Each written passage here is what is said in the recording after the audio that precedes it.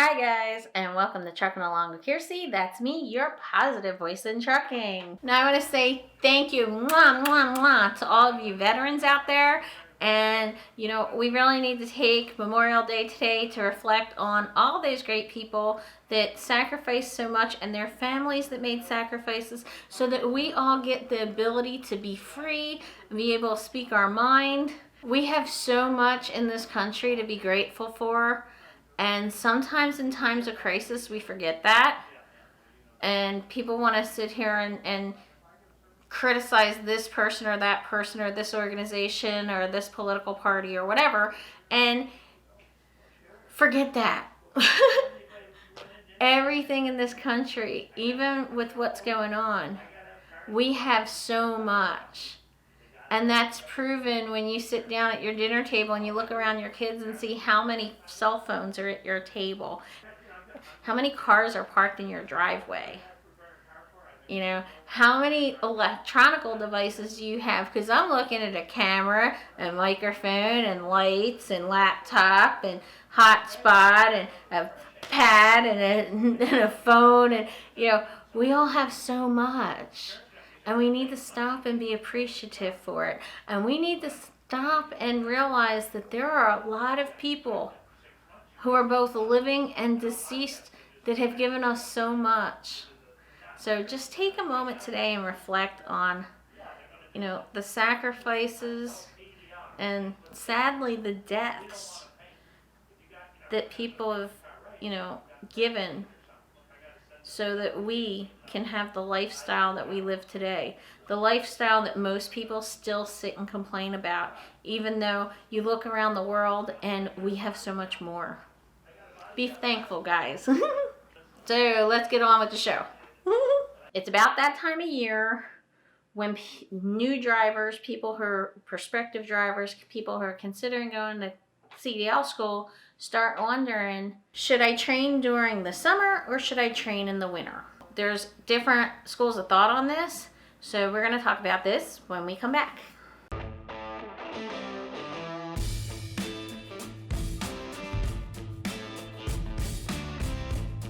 Hi guys, and if you're new to my channel, I want to thank you very much. If you've been driving, then please engage in the conversation so that we can give tips to new drivers. Please comment below with any information that you can pass along.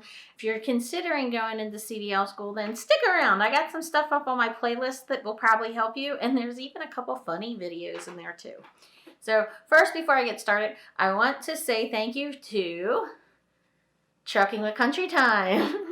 I did a video that he disagreed with, and that's cool. We're all allowed to disagree, and we have different experiences with situations. So I did a video about appreciating and respecting mechanics, and that came from my experience as a company driver, and usually with the same mechanics, where I have the ability at a mega carrier to build relationships with the mechanics that are in our facility.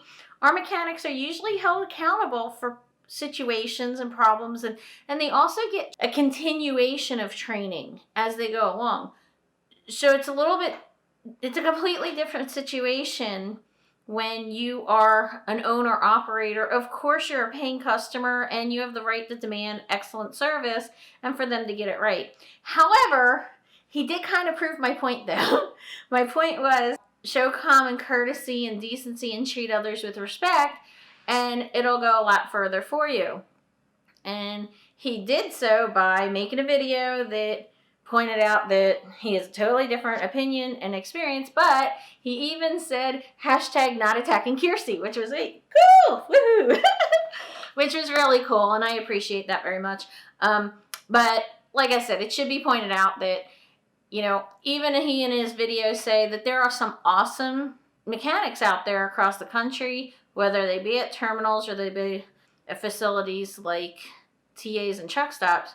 This is just my opinion. If you go into conversations with them, say 50% of those mechanics are good and 50% are bad. If you go in with this attitude, they're not going to go the extra mile.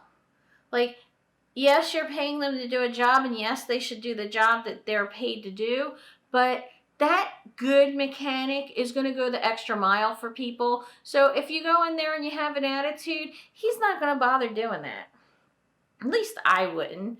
You know, you want the really good mechanic to be on your side and to say, hey, you know what?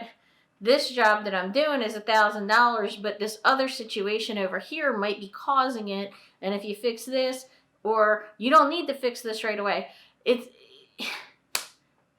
use the resources and be nice about it.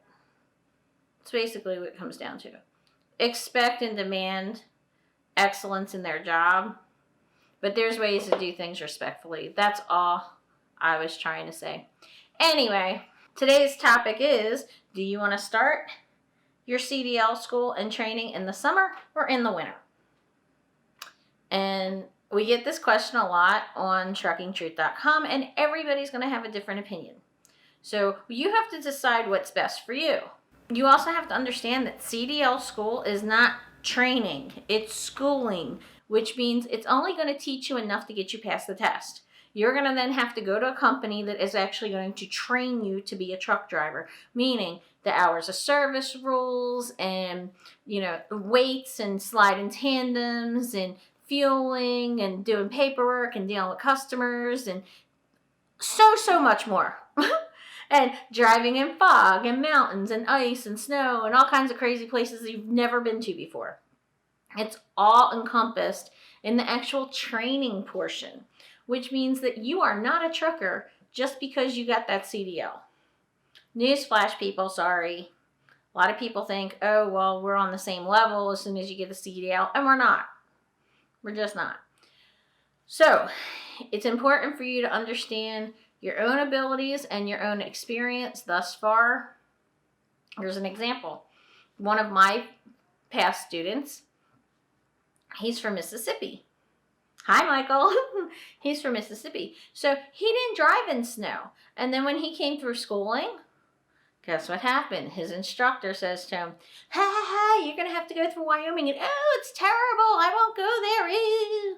Right? So this instructor had been driving for years, just scared and terrified this guy who's never driven through snow into being terrified of going through snow and mountains and wind. You know, that's not cool. Hello? So, me being me, I asked him, what are you fearful of? He tells me Wyoming. Guess where we went? Wyoming. And the very first time we went through, he was like this. And I'm sitting next to him and saying, okay, just downshift now. You can just hit that little button and it'll downshift. And he was really good and he took it slow. And we have flashers on and everything. It was great. I wanted to make sure he was really past that fear. And I wanted to make sure that he knew where he was going, because in the wintertime, company drivers at Prime run through I-80 a lot. So by the time we finished our 30,000 miles together, when he went into our fleet manager asked him, so what do you think about Wyoming? And he says, that ain't nothing. I even know where all the truck stops are. I know all the exits I can stop at. And I was like, woohoo, I did it right. So that was a good thing, and it was a really good feeling for me. I knew that he had another couple months. He upgraded in like February or March. So he was going to still have a couple months of driving through the winter time without me. But because we did it together so much, I knew that he was going to be okay. If you're planning on coming through training in the winter time, though, one of the things you need to ask your trainer is whether or not they will be driving through those bad areas and mountains and snow. And I say that because owner ops and lease ops, especially with all these mega carriers, they get to decide where they're going to go. I came to Prime hoping to get that type of winter experience, but I was on a truck with an owner op who took a map, honest to God, took a map and colored in the states that she would go to and the ones that she wouldn't. And gave them to her fleet manager and said, here you go. From November to April, I don't run in those states. And unfortunately for me, that didn't help me when it came to winter driving.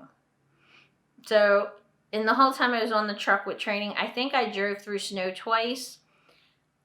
I, though, was a lot older than some of these other people that come in, so I had a couple decades of driving under my belt, plus I am from the Northeast, so I wasn't totally unfamiliar with snow. It didn't scare me the way it may somebody from, say, Florida or Texas. And then you have the other school of thought. If you train in the summertime, by the time you upgrade and go solo and then you get out on your own, you'll have some experience under your belt by the time you hit winter. This is all a very personal decision, and it's not really something that you can just take lightly either. You have to think about it. I've said in other videos, I was not prepared for Wyoming at all. I didn't realize that it could be like that in April. And a couple years ago in Colorado over Vail, it snowed on Memorial Day weekend. I mean, actually needed chains. The bottom of the mountain, it was 70 degrees, and at the top, they had a ton of snow with chains. That's just crazy. And I'm like, who would want to live there? Ask your trainer if there's any parts of the country that they're not willing to go or whether they're not going to drive. Ask them for advice. Ask them to teach you how to chain.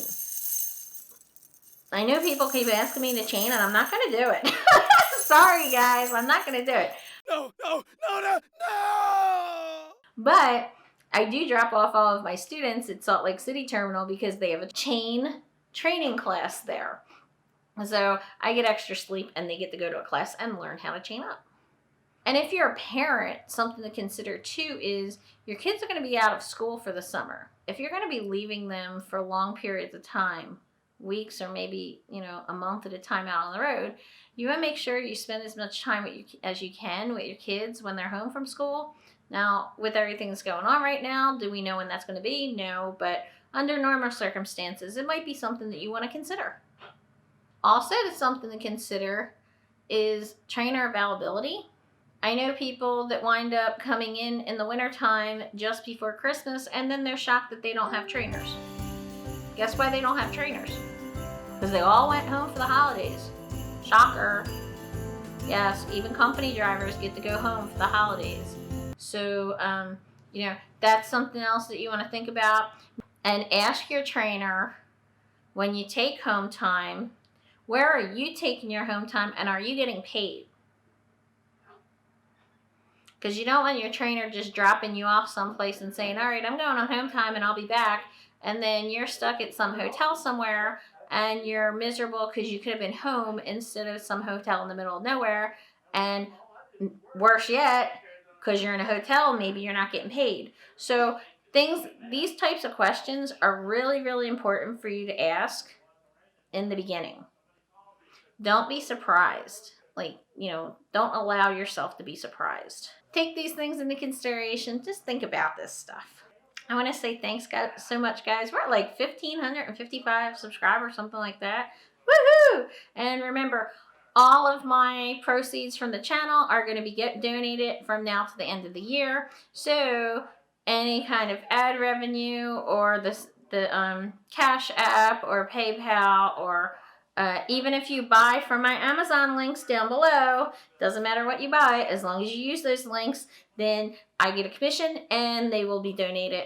So I want to say thank you so much for all your help and be safe. Have a great Memorial Day. And I hope to see you out here trucking along. Bye.